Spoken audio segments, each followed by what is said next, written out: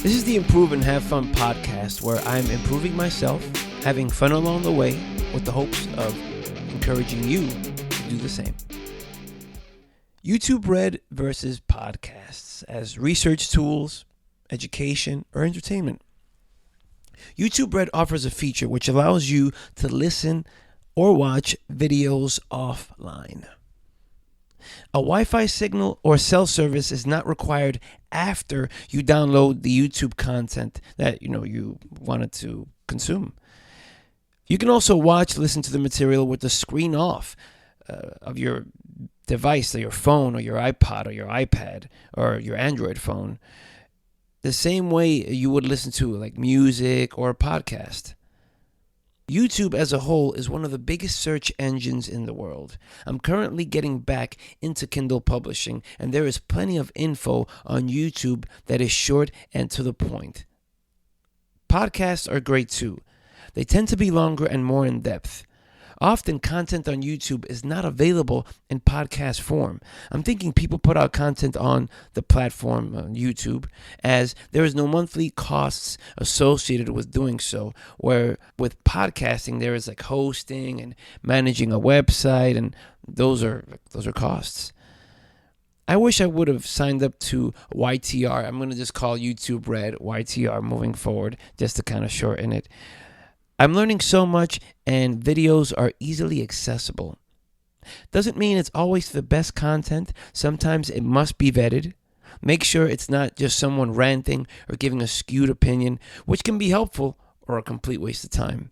There is also another reminder that I personally like quicker, shorter content. In my own podcast, I did an experiment recently where I tried to put together a bunch of various content of my own into one big fat episode. That was fun, but took a lot of work. Dave Jackson, I'm quoting him, I think he said one time that for every 15 minutes of audio in a podcast, it takes about an hour to edit, which is a lot of time. Making the big podcast episode was fun, but it took a lot of work. I went back to bite-sized chunks. It's quicker, and I can release 2 to 3 episodes per week. That's my goal I'm working towards anyway.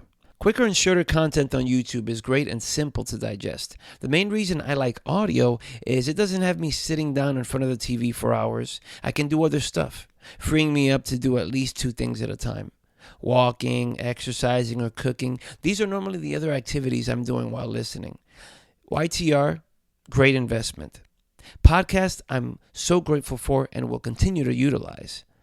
Another tool I have utilized lately is the Echo Dot from Amazon, particularly for research.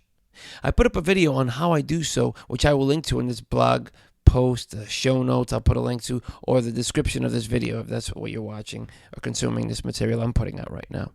A combination of the Alexa app, the text-to-speech feature, and the Kindle app make for tremendous reference instruments. One example, I will buy an ebook on Amazon. It will be available on the Kindle app in my iPad. Okay, I will open the Alexa app associated with the Echo Dot, open the Kindle subsection in the app menu, open the book I just purchased.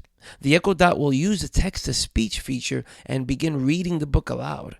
It's similar to listening to a podcast or YouTube Red. If I hear something interesting I may want to use for a book takeaway, I will say, Alexa, pause. I will open the Kindle app on the iPad, select the book being read, quotation marks, and it will jump to the current page Alexa would be currently on.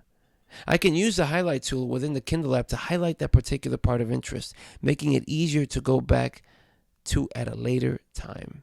I love this feature.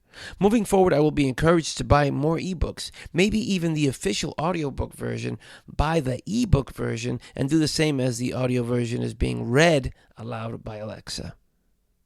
What are some ways you research or look up info with your current technology, with your iPad, with your Android tablet, your Android phone? I'd love to hear what you have to say. On an unrelated note, all this audio content from podcasts and YTR is what inspires me to write. How can I include the entertainment podcast I love listening to into my daily writing? How can I use that for content? The thing is, by the time I put out a podcast, video, or blog post, the stuff I heard on that particular entertainment podcast may be outdated. something to think about, a possible different direction for the future. That way I'm putting all this entertainment news I'm listening to use. This is an idea I think we can all use. Once again, if you've enjoyed listening to this podcast, please review on iTunes, leave a thumbs up if you're watching this on YouTube, or just comment below. Of course, your comments are the same as me putting out content here. It's basically your content that you're putting on there, and we can all have a conversation about the topic that I'm talking about here.